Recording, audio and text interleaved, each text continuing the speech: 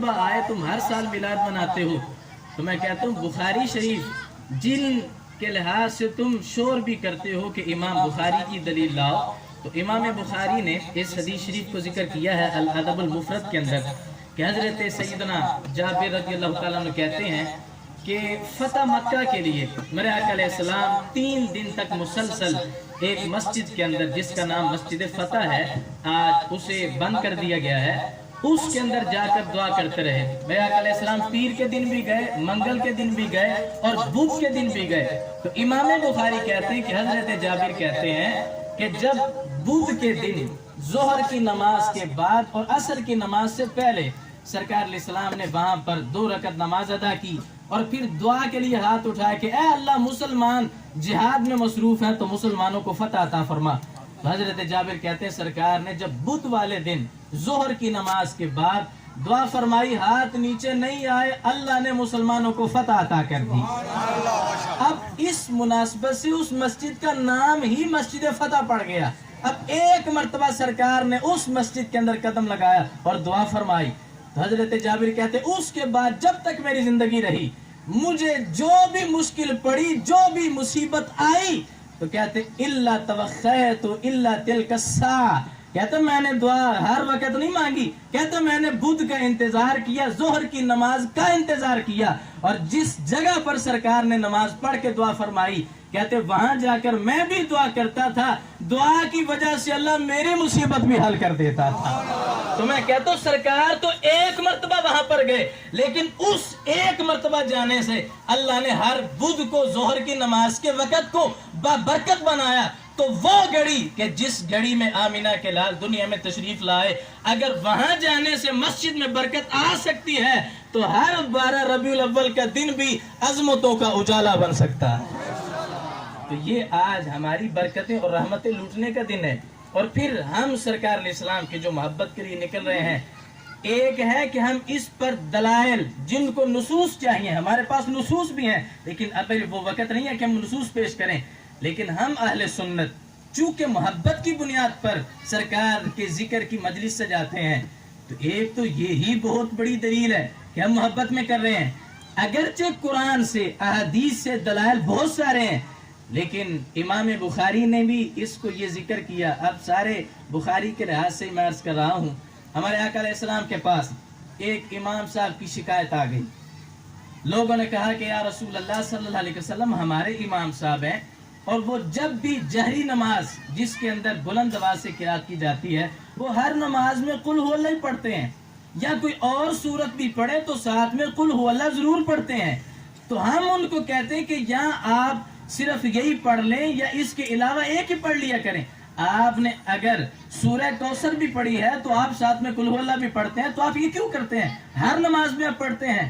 تو شکایت جب سرکار علیہ السلام کے پاس آئی تو میرے آقا علیہ السلام نے ان کو بلایا اور کہا کہ لوگوں نے یہ اعتراض کیا ہے کہ آپ ہر نماز کے اندر قل هو اللہ شریف پڑھتے ہیں اور بھی پڑھیں تو ساتھ میں یہ ضرور پڑھتے ہیں، وگرنہ تو اکیلی قل هو اللہ ہی پڑھتے ہیں، لیکن ساتھ میں اور بھی ملا لیتے ہیں، تو اس کی وجہ کیا ہے؟ تو اس صحابی رضی اللہ تعالیٰ نے جو امام صاحب ہیں، صحابی بھی ہیں، انہوں نے کہا اب یہاں پر سرکار کا سراپا موجود ہے کہ ایک ہے کہ سرکار نے صرف اپنی زندگی میں سورہ اخلاص ہی پڑھی ہو، لیکن سرکار نے تو ساری صورتیں اور مخصوص صورتیں ہر نماز میں پڑھی ہیں، سرکار کی سنت ہے۔ ایک ہے کہ صرف قل هو اللہ پڑھی ہو تو چلو سنت بن گئی، جب دوسری بھی پڑھی ہے تو وہ بھی تو سنت ہے۔ یہاں پر دونوں چیزوں کا ٹکراؤ ہے کہ ساتھ والی صورتیں بھی ہیں، قل هو اللہ بھی ہے، لیکن یہ صحابی جب سرکار نے پوچھا آپ ایک ہی پڑھتے ہیں وجہ کیا ہے، تو انہوں نے کہا یا رسول اللہ صلی اللہ علیہ وسلم باقی کا میں منکر تو نہیں، احبها یا رسول اللہ صلی اللہ علیہ وسلم، محبوب اس سورت سے مجھے پیار بڑا ہے، اس سے محبت زیادہ کرتا ہوں، تو محبت کے پیش نظر میں نے اس سورت کا انتظام کیا ہے۔ حالانکہ بہت سارے مقامات پر جب صحابہ نیکی کر رہے تھے تو سرکار نے روکا، کہا مجھے دیکھو میں جو کام کرتا ہوں جیسا کرتا ہوں ویسے کرو۔ ایک عورت کے بارے میں پتا چلا کہ روزانہ روزہ رکھتی ہے، رات کو قیام بھی کرتی ہے، تو سرکار نے مجھے وہ پسند نہیں، پسند وہ ہے میں ایک دن روزہ رکھتا بھی ہوں، ایک دن چھوڑ بھی دیتا ہوں. میری سنت یہ ہے جو حضرت داؤد علیہ السلام کی بھی سنت ہے کہ ایک دن روزہ رکھا جائے، ایک دن چھوڑ دیا جائے. کب وہ میری سنت پر نہیں جو روزانہ روزہ رکھ رہا ہے اور رات کو قیام بھی کر رہا ہے، حالانکہ نیکی کا کام ہے. اور وہی صحابی سرکار کی بارگاہ میں آگے، سرکار میرے اندر طاقت بھی ہے، آپ مجھے اجازت دیں، میں روزانہ روزہ رکھ سکتا ہوں، روزانہ جا کر قیام بھی کر سکتا ہوں، اور میں 3 دن کے اندر قرآن بھی ختم کر سکتا ہوں. تو سرکار کا نہیں 15 دن میں کر لو اور ایک دن چھوڑ کر روزہ رکھا کرو. لیکن وہ کہ یا رسول اللہ انی اقوا، میں قوت والا ہوں، ایک تو مجھے رکھنے میں پریشانی ہے، میں رکھ سکتا ہوں، نیکی کا کام ہے، آپ اجازت دے دیں. تو سرکار علیہ السلام نے ان کو بار بار اصرار کیا. وہ روزانہ پر تھے، سرکار نے کہا 15 دن روزہ رکھ لو، لیکن یہاں پر آ کر انہوں نے مان لیا 15 دن روزہ رکھوں گا اور 3 دن کے اندر قرآن ختم کروں گا. لیکن جب بڑھاپا آیا تو پھر کہتے کاش میں اس وقت سرکار کی رخصت کو قبول کر لیتا، کیونکہ میں تو اپنی جوانی دیکھ رہا تھا لیکن سرکار کو میرا بڑھاپا بھی نظر آ رہا تھا. ان کی نظر میں میری جوانی نہیں بلکہ بڑھاپا تھا. تو آج سرکار نے جو بھی حکم دیا ہے، کوئی یہ نہ کہے کہ سخت بڑا ہے، سرکار نے ہر امتی کا لحاظ رکھ کے حکم دیا ہے. تو اب وہاں پر سرکار نے روکا اور ان کی محبت تھی کہ محبوب مجھے روزہ رکھنا پسند ہے، لیکن سرکار نے منع کر دیا. یہاں پر بھی یہی جواب تھا. وہ مسند احمد میں ہے، یہ بخاری شریف میں ہے. یہ کہتے یا رسول اللہ سورہ اخلاص سے پیار بڑا ہے. تمہارا علیہ السلام نے یہ نہیں کہا کہ ٹھیک ہے پیار اپنی جگہ پر، لیکن دوسری صورتیں بھی پڑھنا میری سنت ہے، اس کو بھی پڑھا کرو. کہا جب پیار ہے تو سرکار فرماتے حبک ایہا ادخلک الجنہ. کہا اگر تمہیں پیار ہے اور اس وجہ سے پڑھتے ہو پھر کوئی حرج نہیں، اس محبت سے اللہ تمہیں جنت عطا فرمائے.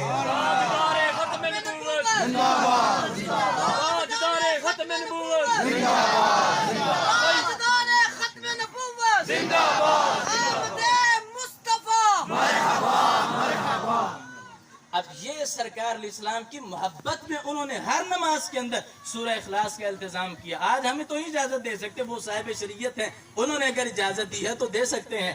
ہم تو یہی کہیں گے کہ جس طرح سرکار نے مختلف پڑھی ہیں، لیکن سرکار علیہ السلام تمہاری محبت ہے، محبت میں نیکی کا کام کر رہے ہو تو تمہیں جنت ملے گی. تو آج سرکار کا میلاد منانے والے یا جلوس میں شرکت کرنے والے یہ سارے کسی پارٹی کی وجہ سے نہیں آئے بلکہ سرکار کی نسبت کی وجہ سے آئے ہیں، اور ان کو سرکار سے پیار ہے.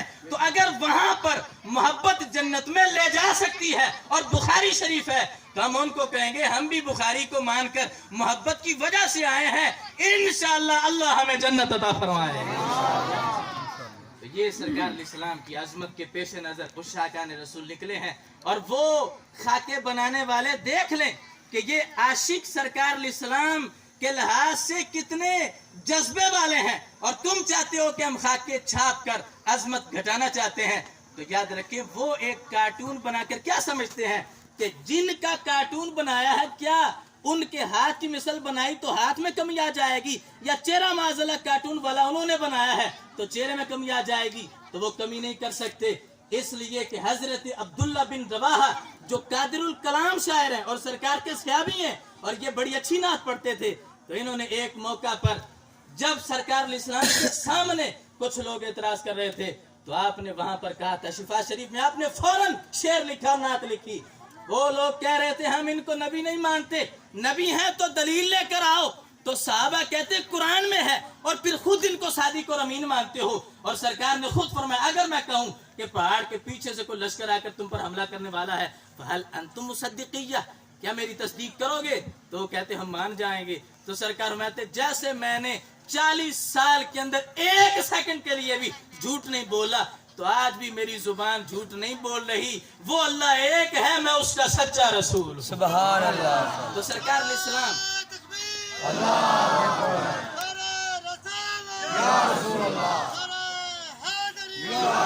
حضرت عبداللہ بن رواحہ رضی اللہ تعالیٰ عنہ نے اس وقت منکرین کو جو جواب دیا تو کہا ہم سے سرکار کی نبوت کی دلیلیں مانگتے ہو، کہ لو لم تکن فیہ آیات بینات لکان منظرہ ینبیک الخبر.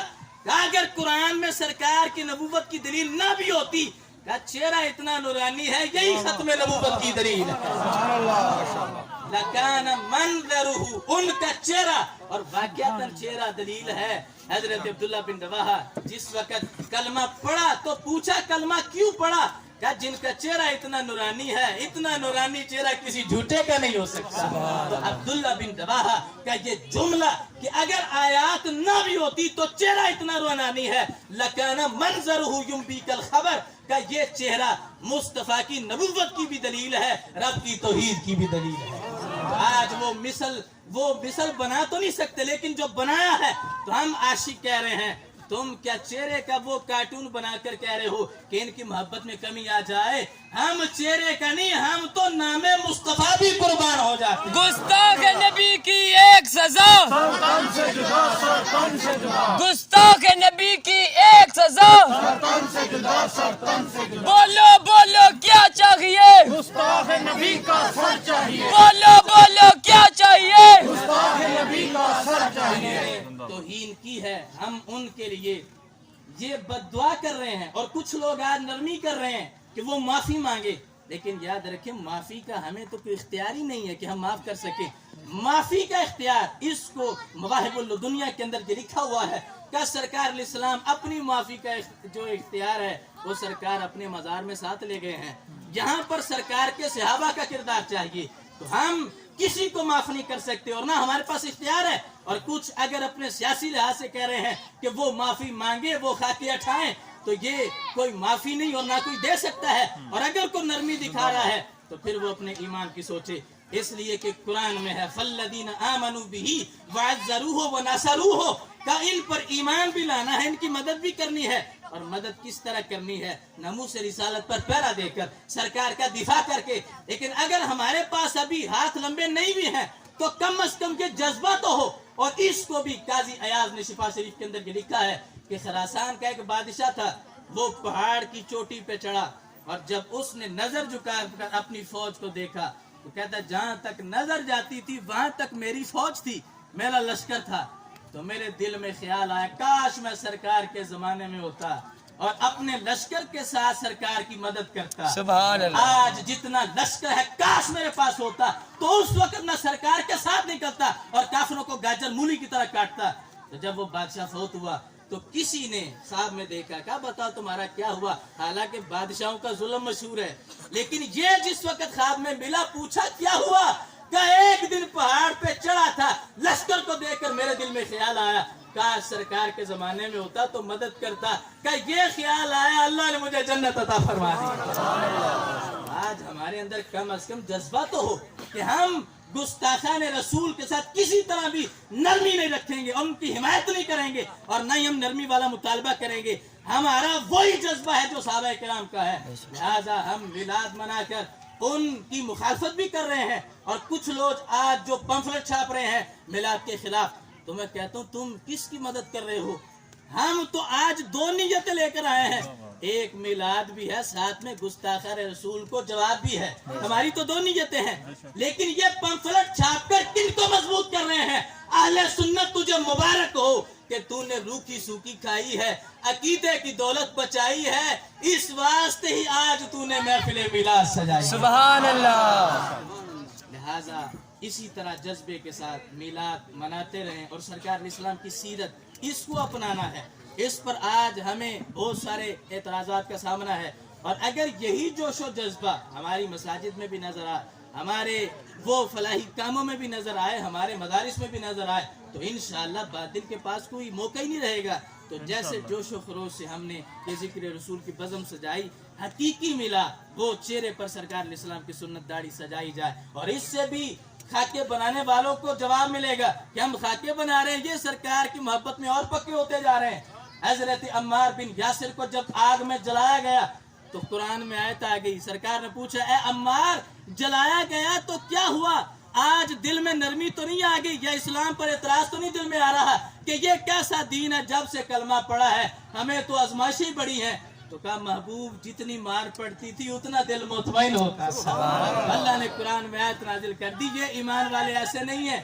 زندہ باد زندہ باد، تاجدار ختم نبوت زندہ باد، زندہ باد، تاجدار ختم نبوت اللہ فرماتا ہے یہ ایمان والے، ان کی حیثیت اس طرح کی نہیں،